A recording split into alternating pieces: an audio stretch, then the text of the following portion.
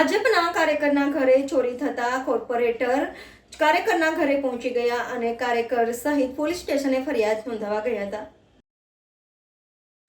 ભાજપી કાર્યકરના ઘરે ચોરી થતા કોર્પોરેટર કાર્યકરના ઘરે દોડી ગયા. ભોગ બનનાર સહિત કોર્પોરેટર ફરિયાદ નોંધાવવા રાવપુરા પોલીસ મથકે પહોંચ્યા. વીટી, મંગળસૂત્ર, ચેન, બુટી સહિત 50,000 રોકડની ચોરી. પ્રાપ્ત માહિતી અનુસાર વડોદરાના ખંડેરાવ માર્કેટ વિસ્તારમાં આવેલા નિલેશ એપાર્ટમેન્ટમાં રહેતા ભારતીય જનતા પાર્ટીના કાર્યકર્તાના ઘરે ચોરીનો બનાવ બન્યો છે. કાર્યકર્તાના માતાની મેડિકલ સારવાર ચાલતી હોવાથી તેઓની સારવાર માટે કાર્યકર્તાના નાના ભાઈ માતાને દહેજ લઈ ગયા હતા. તે વેળાએ વહેલા સવારના સમયે ઘરના દરવાજાનો નકુચો તોડી આ ચોરીને અંજામ આપવામાં આવ્યો હોવાનું જાણવા મળ્યું છે.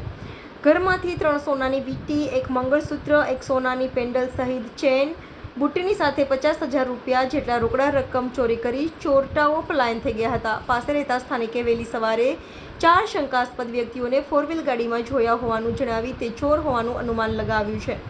ઘટના સંદર્ભે વિસ્તારના ભાજપના કોર્પોરેટર જાગૃતિબેન કાકાને જાણ થતાં તેઓ તરત જ કાર્યકર્તાની મદદ માટે દોડી ગયા હતા અને પરિવારને રાવપુરા પોલીસ મથકે લઈ જઈ ફરિયાદ નોંધવાની તજવીજ હાથ ધરાવી છે.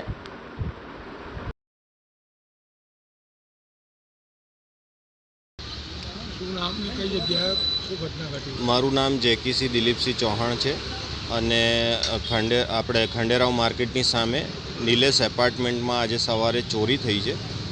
મારા મમ્મી ત્યાં રહે છે અને એમના કાનના ટોપાસ, ચેન ગઈ છે, આપણે શું કહીએ મંગળસૂત્ર ગયું છે, 50,000 કેશ ગયા છે. એવી રીતના ચોરી થઈ છે.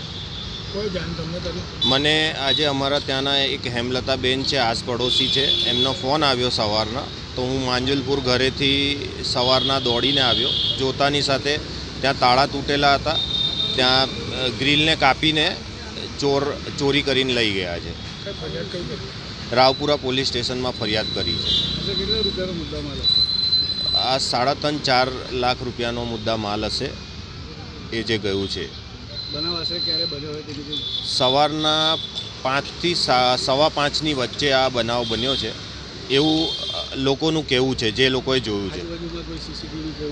આજુબાજુમાં સીસીટીવી છે. બલ્લે થઈને એ લોકોની કંઈક કાર નીકળી છે. 4 જણા કાર લઈને આવ્યા હતા. લાલ કલરની કાર છે. જે લોકોએ જોયું છે એ લોકોએ કીધું છે. જેકીસી Dilipsinh Chauhan. Subscribe now and press the bell icon. Never miss an update.